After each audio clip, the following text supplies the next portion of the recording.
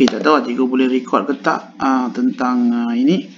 Okey, yang ini tadi cikgu dah kata sebenarnya untuk ujian untuk ini you kena faham dulu, okey, apakah yang you kena pasti. As I told you tadi, anion ada 4, nitrate, carbonate, chloride, salt. Jadi tips dia, you memorize the chemical reagent used for each test. Kenapa gunakan barium chloride, kenapa gunakan barium nitrate. Ingat bila kita gunakan barium chloride, barium nitrate nak detect sulfate ion. Kalau kita gunakan silver nitrate ataupun silver sulfate solution, kita nak detect chloride ion. Okey, yang satu lagi carbonate kita guna acid.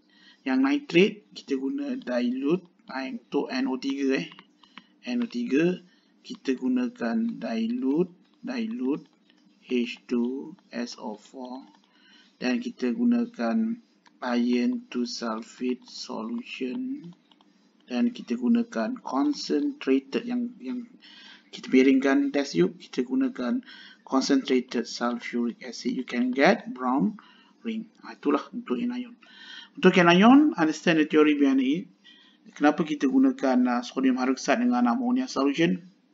Jadi kita letakkan ni, kita nak dapatkan solid metal hydroxide. Tapi untuk spa tak dapat lah. Colorless. Okay. Jadi ni dia chemical substance that ionize in water to produce hydroxide ion. So bila saja metal ion ini jumpa hydroxide ion, it will form metal hydroxide precipitate. Tapi tidak pada spa. Atau you kan tahulah.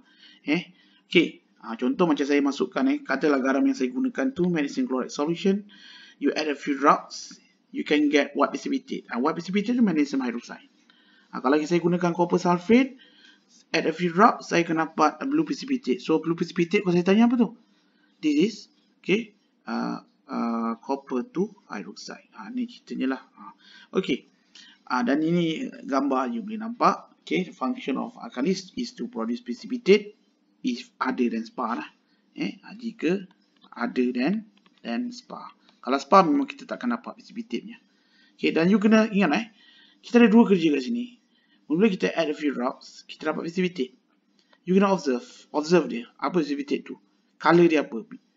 Colored white.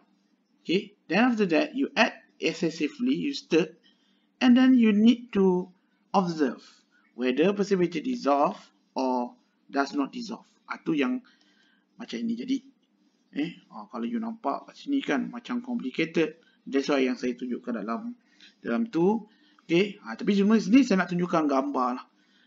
Ni kalau kita gunakan sodium hydroxide, you see that. Saya dah kata dengan awak, saya gunakan kaedah kampas. Kampas. Okay. Di mana kita boleh pecahkan. Okay. Saya kata apa? Yang untuk kampas ni. Okay, saya besarkan lah. Kampas ni. Okay, jap.